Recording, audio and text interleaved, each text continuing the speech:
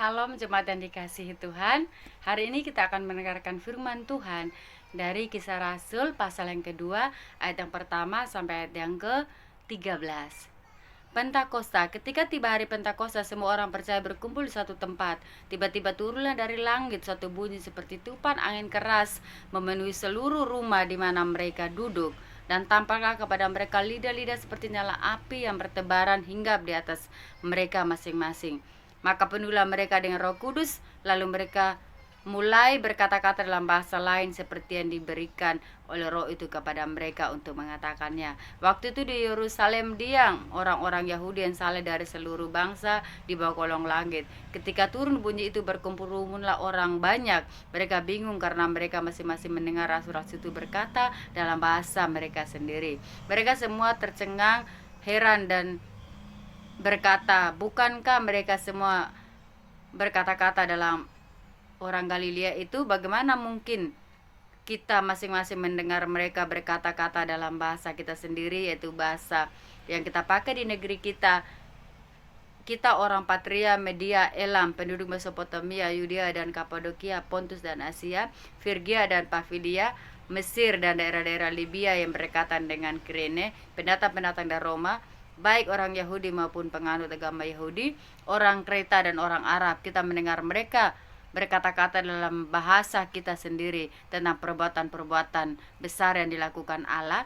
Mereka semuanya tercengang-cengang dan sangat termangu-mangu sambil berkata seorang kepada yang lain, apakah arti semuanya ini? Tetapi orang lain menyindir, mereka sedang mabuk oleh anggur manis.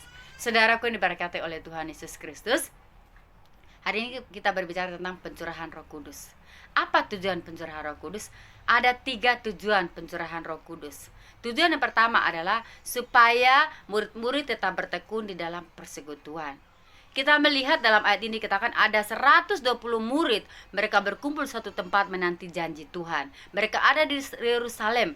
Mereka menanti akan pencurahan Roh Kudus. Pada saat itu mereka tinggal di satu tempat dan mereka menunggu Roh Kudus dicurahkan bagi mereka. Dan apa yang terjadi? Betul, terjadilah pencurahan Roh Kudus itu. Mereka berkumpul situ sehati, sepikir, mereka berdoa. Dan terjadilah apa yang dikatakan oleh Tuhan, yang dijanjikan Tuhan bagi mereka. Saudaraku yang dikasih oleh Yesus, Tuhan juga ingin gereja hidup dalam persekutuan, hidup dalam persatuan. Kita berkumpul sehati bersama-sama. Maka apa yang kita doakan terjadi. Karena apa? Kita hidup dalam kesehatian. Ketika kita berdoa secara bersama dalam persekutuan, maka terjadilah yang dikatakan mujizat. Terjadilah jawaban doa itu bagi kita.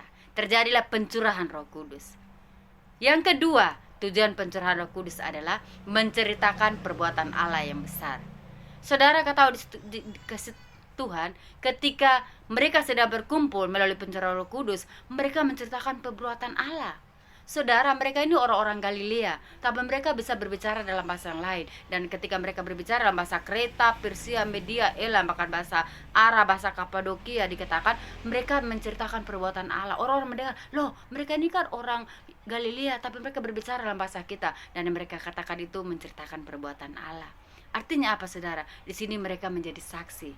Mereka berani berkata-kata menceritakan perbuatan Allah ketika mereka sudah dipenuhkan oleh Roh Kudus. Saudara yang dikasih oleh Yesus Kristus, ketika Roh Kudus diserahkan, bukan kemanusiaan kita yang ditampilkan, tetapi Yesus ada dalam diri kita. Allah lah yang ditonjolkan, bukan manusia.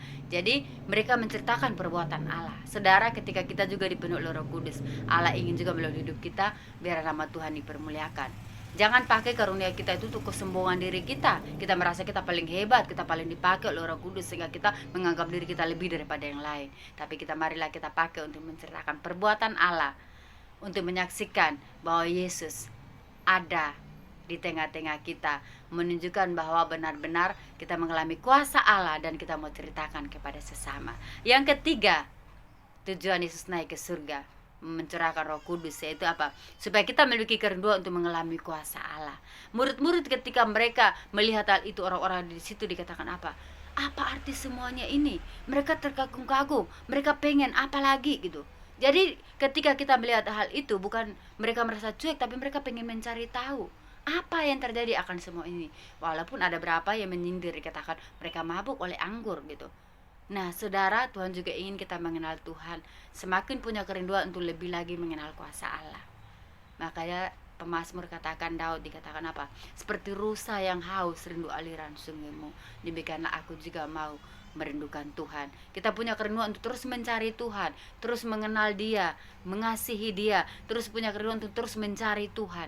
Jangan kita masa bodoh. Ketika kita sudah diurapi oleh Roh Kudus, ketika kita sudah mengalami perjumpaan dengan Roh Kudus, Tuhan juga ingin kita mengalami pembaruan. Tuhan juga ingin kita memiliki kerinduan untuk terus mengalami kuasa Allah, mujizat Allah, sehingga melalui hidup kita nama Tuhan dipermuliakan. Ketika Roh Kudus dicurahkan, mari kita menjadi saksi. Ketika Roh Kudus dicurahkan, mari kita terus mengalami perbuatan Allah dan kita ceritakan kepada sesama. Ketika kita sudah dipenuhi oleh Roh Kudus juga, mari kita menceritakan perbuatan Allah yang besar kepada sesama kita.